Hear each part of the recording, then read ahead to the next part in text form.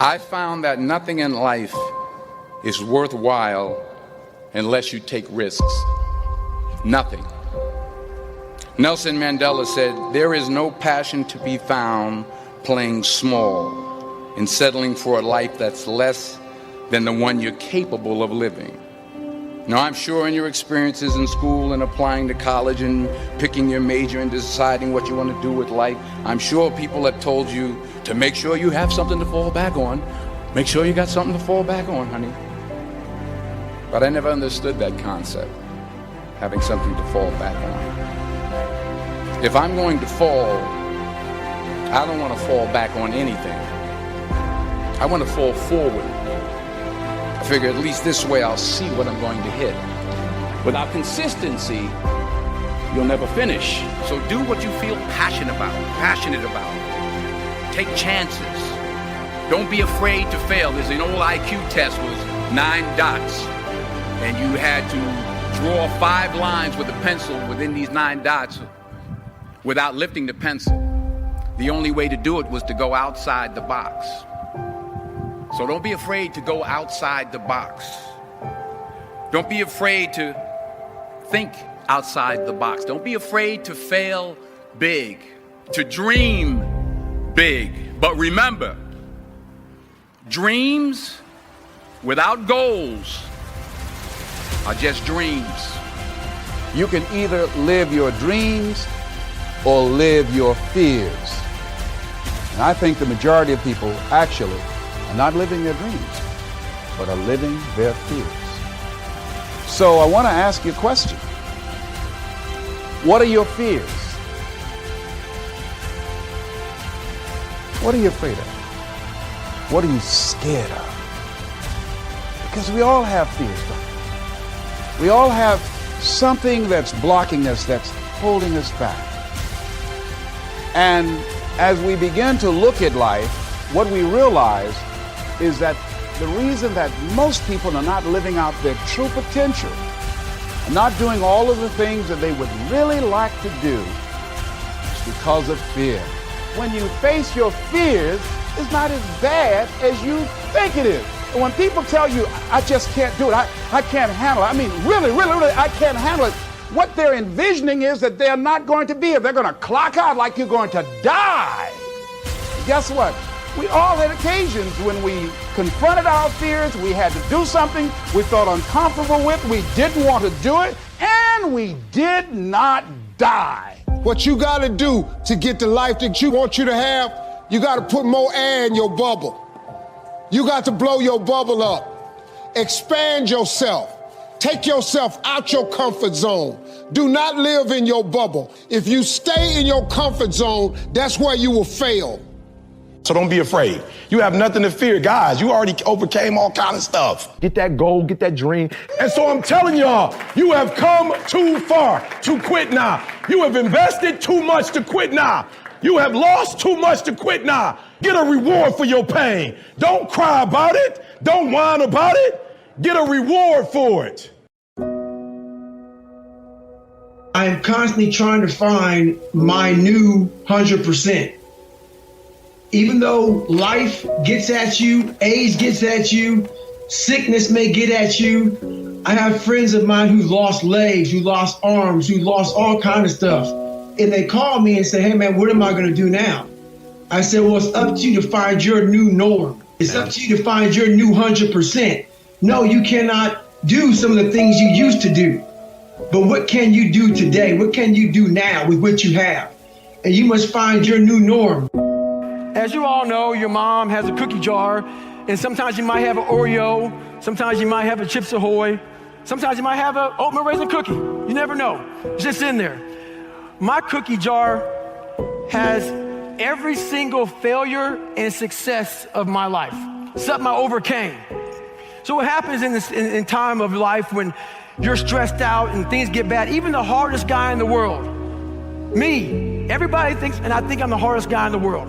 You got to believe that. You got to believe you are something. I will, in my mind, reach into my cookie jar, and sometimes you forget how hard you are in times of need.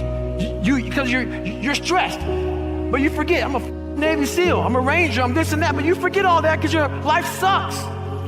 I calm down, take that 1 second, get control of my life, reach in the cookie jar. Well, you got called nigger your whole life, and you're now the only person in history to do this, this, and this. Put it back in the cookie jar, reset my mind. You have to remind yourself of how badass you really are in times of need. That's the cookie jar. No one has the most of everything. So when you measure yourself by numbers, you'll always be second, third, fourth, fifth in something. And I think by measuring yourself by needing to have the most of anything is probably a recipe for unhappiness. Of like, well, okay, I'm not gonna have the most of anything, but I'm gonna have the most money. You're still gonna be unhappy. Totally. Even if you have the most of something, doesn't mean you're gonna be happy. Totally. I think it was Albert Einstein who said it best, that not everything that can be counted counts, and not everything that counts can be counted. And I love that because it removes this belief that things are finite and limited, and they're not. If you want to be happy and successful, if no matter that there are 700,000 podcasts, if that is your dharma, if that's your calling, if that's your purpose, like, you can do that. There's no cap on how many successful soccer players that can exist at the same time. Or how many books are out in the world. There's no cap. There's no one stopping you, and that's the mindset that we're educated for, that scarcity and greed. And what's the difference between the monkey mind and the monk mind? Yeah, I'm glad you brought that up. So the monkey mind is what we experience on a day-to-day basis.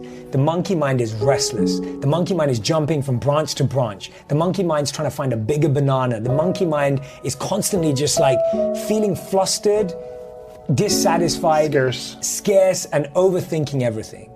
The monk mind is the exact opposite. The monk mind is calm and composed. The monk mind knows to be focused and aware. The monk mind knows. So everything in this book and everything that we're talking about is the transformation from the monkey mind that we experience to the monk mind. The monkey mind is almost the enemy to the monk mind. It's the opposite. Yes. And how does someone who is living in a sense of scarcity, because there are people living in scarcity where they're unable to pay their bills, they're unable to provide food for their kids, they're single moms, they're stressed. They're stressed, they're overwhelmed. It's hard to get into a sense of abundance when you're in scarcity and stress. So how does someone find purpose in chaos when they can't even get out of the thinking because they're just trying to survive? Yeah. So, beautiful question. My biggest answer is, first of all, I empathize with anyone who's been in that situation, I can't ever say I've been in that situation in the same way, but I've experienced similar things. You're feeling in your life. Yeah, in my own way. And I've seen my mom go through stuff like that. I know that my mom worked really hard to raise me and my sister while working, while running around. And I've seen my mom be that incredible powerhouse of a person. And the main thing I would say is, what you can do right now is find meaning in what you do. Make what you do meaningful, passionate, and purposeful. You don't need to suddenly look to become an entrepreneur or start a side hustle or find some more time. Find meaning. And the way you find meaning, as you genuinely stop, press pause for a second, and go, what am I living for? Like, what am I living for right now? And if you're living for your child, and if you're living to provide and put food on the table, that is a beautiful thing that we should celebrate more. Yeah. And sometimes it takes us a moment to stop and celebrate that. And so I would say find meaning, because you can't always find happiness, you can't always find positivity, but you can always find meaning in that position. So I'll give an example. Like, I lost someone really important to me, a mentor, a few days back.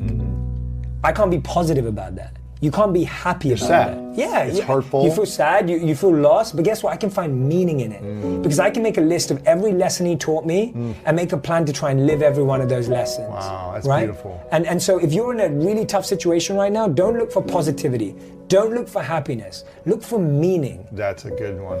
Not trying to get yourself out of pain too quickly, or discomfort or frustration. Yeah. Which I've been guilty of being like, I'll just be positive or whatever to people. But I think it's like, have your experience. Yes. Live your experience and find meaning as quickly as possible. Yeah. And create a commitment to how you want to use that meaning moving forward. I may not be great tomorrow, maybe not next week, next month, but I'm going to use this meaning to serve other people, to continue to do what I love, continue to be great to my friends, my family in the best way possible. I think there are people who would be born with what I would call leadership leanings. They would have a tendency to lean or be gifted in that area, just like somebody's gifted in music or whatever. So I think that starts it, and I think I have that. But then I grew up in a leader's home.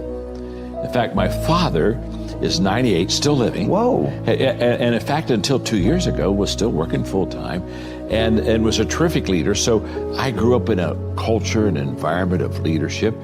And so when I look at myself where I am today, so much of it was caught from not only my father, but I've had great mentors throughout my life. In fact, while we're out here in Los Angeles, every time I come out here, I think of John Wooden, who mentored me for the last probably 11 years of his life. Whoa. And in fact, when you talked about the sometimes you win, sometimes you learn, he did the foreword on that book. And he just loved the idea of how to get back up after you fail. So when you look at my home background, the leadership experiences that I had, because a person learns to lead by practicing leadership. And at a very early age, I was practicing leadership. And so it all comes together. And then when I began to realize everything rises and falls on leadership, I became really intentional, Tom, of developing my leadership skills. So I can remember, for example, I was probably, I don't know, maybe 26. I heard Earl Knight.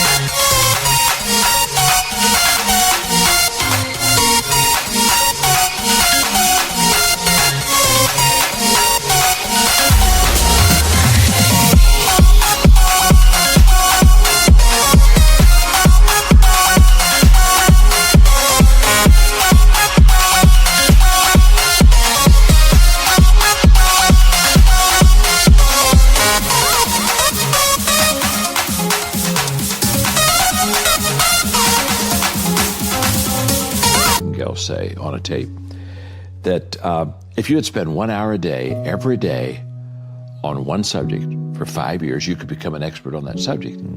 So I said, wow, I want to become an expert in leadership. So for the next 5 years, I spent an hour every day reading about leadership, talking to leaders, asking leaders questions, practicing leadership, but it really was consistent. And when I started that process, I was thinking 5 years. Earl Nightingale said I could become an expert in 5 years. Okay, wow, leadership expert, hello. And so I kept, I was kind of like doing countdown, 5 years, 4 years, 3 years. I'm thinking I'm Cape Canaveral, okay. But something happened to me about halfway through that 5-year process. Instead of keeping asking myself, how long will it take? How long will it take? How long will it take? One day I began to realize how I was growing as a leader.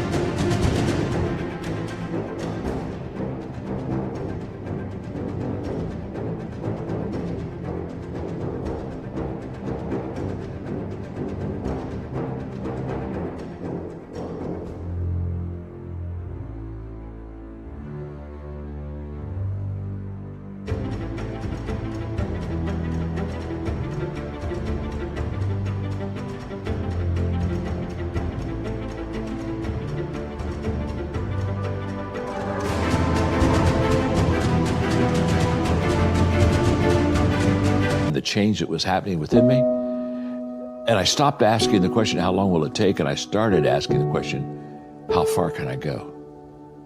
And everything changed that day. I realized that you can set goals and have 5-year goals, whatever, but But I changed from a goal mindset to a growth mindset.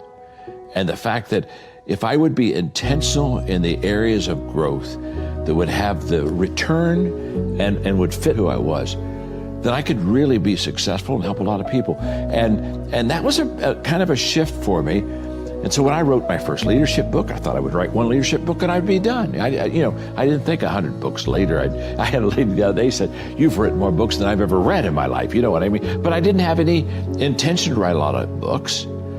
But growth allows you to continue to expand yourself and your world until there's just, so much more that you know and so much more that you want to share.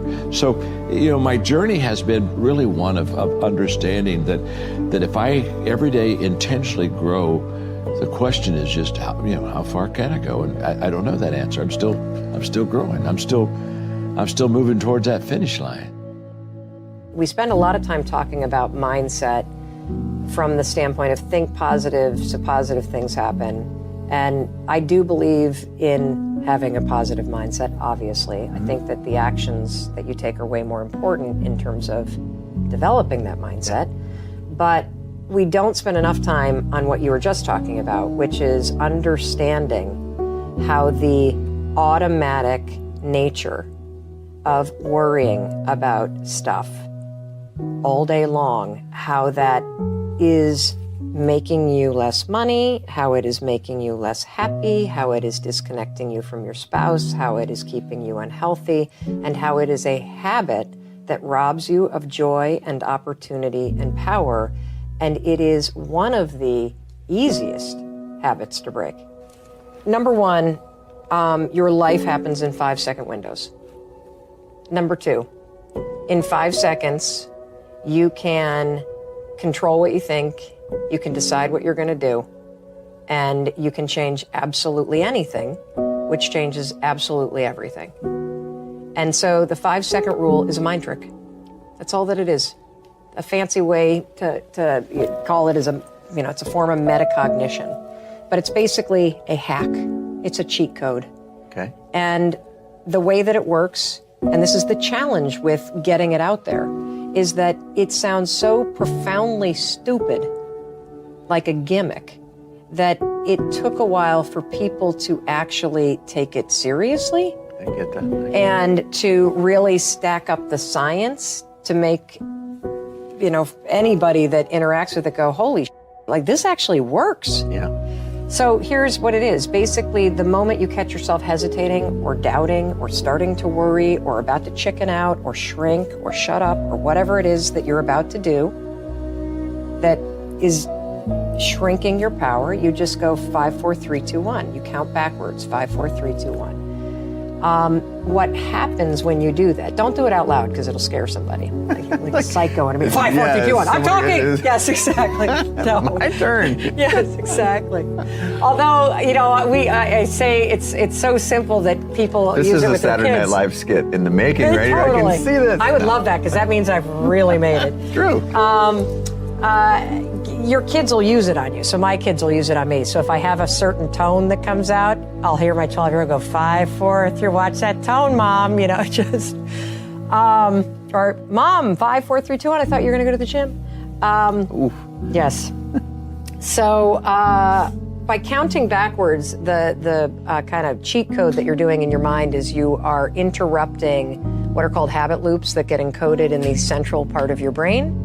And you are starting up the prefrontal cortex. It's a little trick that causes focus, and it's a lot like having a mantra because you're shifting gears. But the thing about having a mantra is, and I suppose that as you count backwards more and more and more, you become used to it, but it becomes a habit that triggers action. So what you do is you go 5, 4, 3, 2, 1, cut off this part of the brain, awaken this part of the brain, and then move.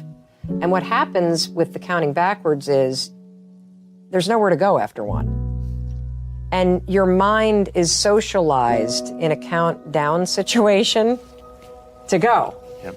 And so counting up won't work because you can keep going forever.